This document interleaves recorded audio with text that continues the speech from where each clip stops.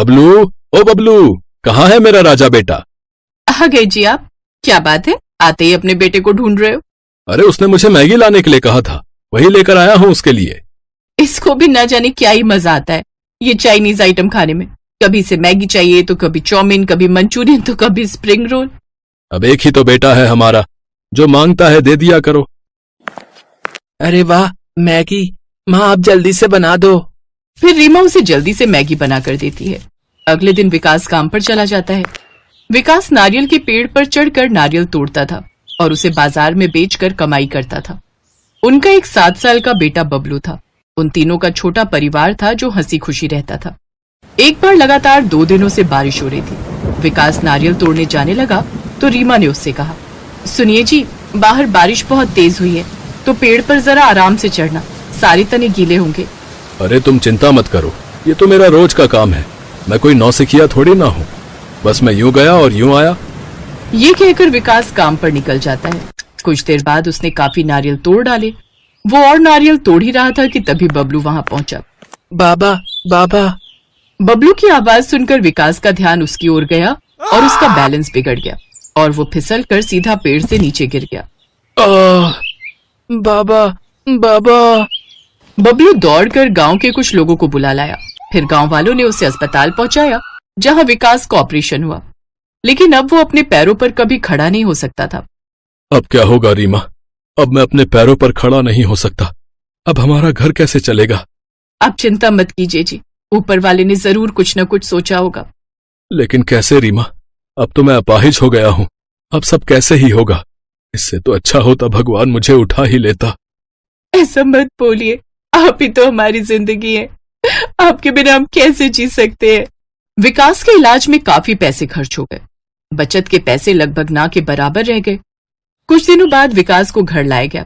मैं काम की तलाश में जाती हूँ, क्या पता कुछ काम मिल जाए। लेकिन तुम अकेली घर के काम और बाहर सब कैसे देख पाओगी? मुझे ऐसा कोई काम ढूंढना होगा जो मैं इस हालत में भी कर सकूं। लेकिन ऐसी हालत में आप क्या ही काम करेंगे? कुछ ना कुछ तो करना ही होगा। अच्छा ठीक है, लेकिन अभी मैं कुछ काम देख कर आती हूँ। ये कहकर रीमा काम की तलाश में निकल गई। वो कई फैक्ट्री और घरों में काम मांगने गई, लेकिन उसे कहीं कोई काम नहीं मिला। हे भगवान, सुबह से शाम हो गई लेकिन मुझे कहीं कोई काम नहीं मिला। उदास मन से रीमा घर आ गई। आ गई माँ तुम। मैं और बाबा कब से तुम्हारी राह देख रहे थे। हमें बहुत तेज भूख लगी है माँ। हाँ, मैं अभी तुम्हारे लिए कुछ बना देती हूँ। क्या हुआ रीमा? बड़ी उदास लग रही हो। हर जगह काम ढूंढा जी, लेकिन मुझे कहीं काम नहीं मिला। वैसे रास्ते में मैंने एक मोमोज वाले को देखा जिसके पास काफी भीड़ लगी थी। उसे देखकर तो मन किया अपना ही खुद का कोई काम शुरू कर दूं, लेकिन माँ आप खाने को कुछ बना दो ना। आज स्प्रिंग रोल खाने का बड़ा मन कर रहा है। बाबा जब कमाते थे तो मेरे लिए लेकर आते थे, लेकिन अब। ये सुन रीमा और विकास की आंखें भर आई। अरे तू दिल क्यों छोटा करता है, मैं अभी तेरे लिए स्प्रिंग रोल बना देती हूँ। इसके बाद रीमा मैगी को रोटी में भरकर उसके अंदर सॉस मिलाकर बबलू और विकास को खाने को देती है, जिसे खाते ही वो दोनों खुश हो जाते हैं। वाह माँ, ये स्प्रिंग रोल तो बहुत ही अच्छे बने हैं, बाजार से भी ज्यादा। और माँ के हाथों में तो वैसे भी जादू है। आपको पता है, एक बार आपने जो पास्ता बनाया था उसे खाकर मेरा दोस्त तो बहुत ही खुश हुआ था। वो तो ये तक कह रहा था कि वो दिल्ली शहर भी गया था अपने बाबा के साथ। वहाँ उसने ये पास्ता खाया था, लेकिन वो भी इतना अच्छा नहीं था जितना कि ये है। ये बात सुनते ही रीमा के दिमाग की घंटी बजी। कह तो तू ठीक रहा है, वैसे मैं भी तो अच्छा चाइनीज खाना बना लेती हूँ, तो क्यों ना मैं भी ये बनाकर बेचूं? तुम ठीक कह रही हो, लेकिन तुम्हें कुछ नए तरह का चाइनीज खाना बेचना होगा। कैसा नई तरह का?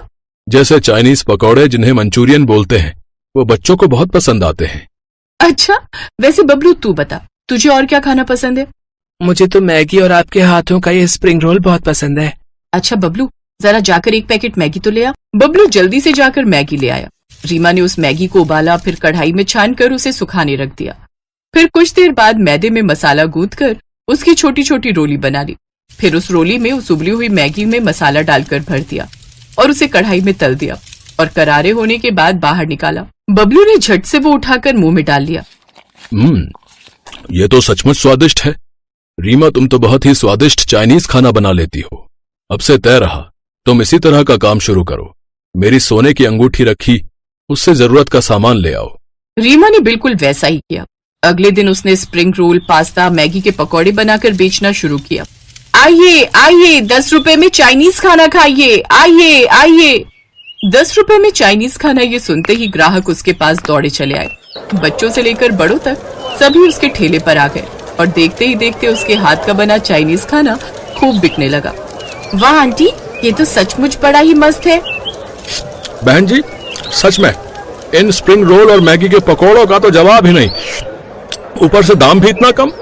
उस दिन उसकी खूब अच्छी कमाई हुई, लेकिन अब वो अकेले ठेले पर ग्राहक संभाले या गल्ला क्या क्या करती, इसलिए अब विकास भी उसकी मदद करने के लिए ठेले पर बैठने लगा और गल्ला संभालने लगा। अब बबलू भी उनकी मदद करने लगा। पूरा परिवार एक साथ एकजुट हो गया, तीनों मेहनत करने लगे। अब उनकी आमदनी अच्छी खासी होने लगी। उनका 10 रुपए का चाइनीज खाना दूर दूर तक फेमस हो गया। अब दूसरे गांव से भी ग्राहक उनके पास आने लगे। अब रीमा ने अच्छी जगह विकास का इलाज कराया। उम्मीद है अब ये जल्द ही अपने पैरों पर खड़े हो जाएंगे। ये सुनकर सभी बहुत खुश हुए और जैसा उन्होंने सोचा था वैसा ही हुआ। अब विकास जल्दी ही पूरी तरह ठीक हो गया और अब उनकी गरीबी भी दूर हो गई।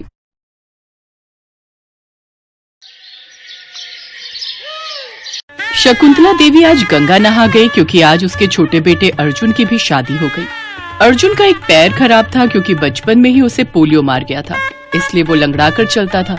अर्जुन की पत्नी रोहिणी एक गरीब परिवार से थी, इसलिए उसकी शादी उसके माता पिता ने अर्जुन से करवा दी। शादी के बाद रोहिणी की जेठानी अंजलि उससे बोली, रोहिणी, तेरे पति के कपड़े मेरी अलमारी में पड़े हैं, उन्हें अब वहाँ से हटा लो। बेकार में अलमारी में कबाड़ भरा है, लेकिन तुझ गरीब को तो दहेज में एक अलमारी भी नहीं मिली, तो फिर तुम अपने और अपने पति के कपड़े कहाँ रखोगी? कोई बात नहीं दीदी, आप दे दीजिए, मैं कहीं भी रख लूंगी। अगले दिन रोहिणी अपनी पहली रसोई बनाने गई, लेकिन तेल की बोतल उसके हाथ से छूटकर नीचे गिर गई और सारा तेल जमीन पर गिर गया। हे राम, ये क्या किया?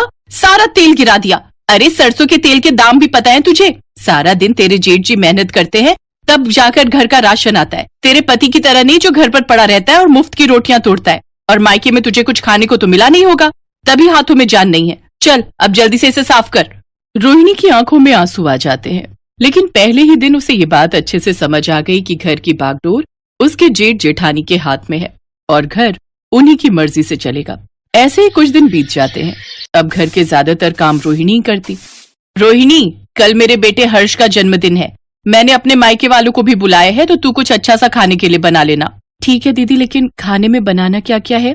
मेरे मायके वाले तुम्हारे मायके वालों की तरह गरीब नहीं है, इसलिए जो कुछ भी बनाओ अच्छे से बनाना, समझी? अगले दिन अंजलि हर्ष के लिए केक लेने चली गई। कुछ देर बाद अंजलि के मायके वाले आ गए। रोहिणी ने सबके लिए समोसे, पकौड़े, चाउमीन और साथ में टमाटर का डोसा बनाकर तैयार कर लिया। उसने एक बार अपने मायके में टमाटर का डोसा बनाया हुआ था, जो सबको बहुत पसंद आया था। केक काटने के बाद उसने सबको वो सब खाने को परोसा, जिसे खाते ही अंजलि के भाई ने उससे कहा, वाह दीदी, क्या स्वादिष्ट व्यंजन है, और खासकर ये टमाटर का डोसा, ये तो लाजवाब है। पहली बार खाया है मैंने, लेकिन इसका स्वाद तो माइंड ब्लोइंग है। वैसे कौन से हलवाई से बनवाए हैं? बड़े ही गजब का स्वाद है तुम्हारे हलवाई में। अरे ये सब तो इस रोहिणी ने बनाया है। खैर चलो, ये भी अच्छा ही है। दोनों पति पत्नी में से तो कोई तो काम का निकला। आखिर कब तक ये लोग हमारे टुकड़ों पर पलेंगे? अर्जुन तो अपाहिज है, वो सारी उम्र बैठकर ही खाएगा, इसलिए रोहिणी ही टमाटर का डोसा बनाकर बेच लाया करेगी।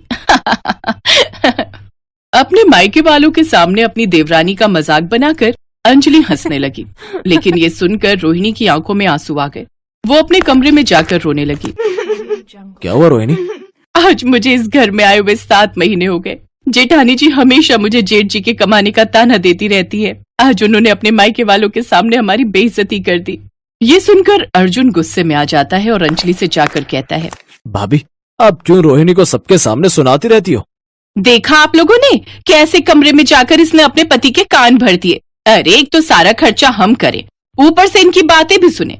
अब तो मुझे इस घर में रहना ही नहीं है। मेरे मायके वालों के सामने इतना तमाशा बनाया, ये अपाहिज मुझसे ऊंची आवाज में बात करेगा। सुनो जी, चलो यहाँ से, मुझे नहीं रहना। बड़ी बहू, क्यों बात का बतंगड़ बना रही हो? छोड़ना ये सब बातें। हाँ हाँ, आप भी हमें ही सुनाओ। चल बेटा हर्ष, हम नहीं रहेंगे यहाँ। दीदी, आपके पति कमाते हैं और आप बड़े हैं, इसलिए आप घर छोड़कर नहीं जाएंगी। अगर कोई जाएगा तो वो हम दोनों जाएंगे। ये सुनकर अंजलि खुश हो गई, क्योंकि वो यही तो चाहती थी। फिर वो दोनों घर छोड़कर चले गए। बूढ़ी शकुंतला मजबूर थी, वो चाहकर भी उन्हें रोक नहीं पाई। कितनी अभागी थी रोहिणी, जो गरीबी के कारण उसे एक अपाहिज लड़के से शादी करनी पड़ी। पति को पत्नी का बोझ उठाना चाहिए, लेकिन आज रोहिणी को अपने पति का बोझ उठाना पड़ रहा था। वो काम ढूंढने एक ढाबे पर गई, जहाँ उसे बर्तन धोने का काम मिल गया। वो अर्जुन को बाहर बिठाकर बर्तन धोने लगी। अपनी पत्नी को ऐसे देखकर अर्जुन की आंखों में आंसू आ जाते हैं। मुझे तो जहर खाकर मर जाना चाहिए। आज मेरी बीवी को मेरी वजह से दूसरों के झूठे बर्तन धोने पड़ रहे हैं। अर्जुन को अपनी लाचारी पर गुस्सा आ रहा था। कुछ देर बाद रोहिणी को उस ढाबे से 100 रुपए और दोनों के लिए बचा हुआ खाना मिल गया। दोनों ने पेट भरकर खाना खाया, फिर वहीं ढाबे के पास सड़क किनारे सो गए। कुछ दिनों के बाद से अब रोहिणी आसपास के घरों में भी झाड़ू पोछा बर्तन मांजने का काम करने लगी। अब उसकी कमाई थोड़ी बढ़ गई। उसने किराए पर एक छोटा सा कमरा ले लिया, जहां अब वो दोनों रहने लगे। खाना ढाबे से मिल जाता था, तो वहीं कुछ घरों से भी बचा खुचा खाना वो ले आती थी। ऐसे ही 2 साल बीत गए। एक रोज रोहिणी ने अर्जुन से कहा, सुनिए जी, थोड़ी थोड़ी बचत करके मैंने कुछ पैसे जोड़ लिए हैं। अब मैं खुद का कोई काम करना चाहती हूँ। लेकिन तुम क्या काम करोगी रोहिणी?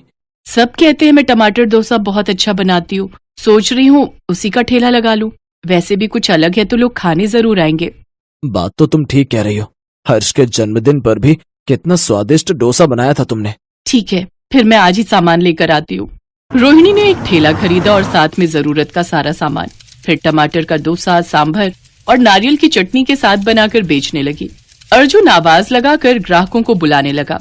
टमाटर डोसा खा लो, टमाटर डोसा बड़ी नई चीज है भैया। आइए खाइए और घर भी ले जाइए, सिर्फ 50 रुपए। टमाटर डोसा? न जाने बाजार में क्या नई नई चीजें आ गई हैं।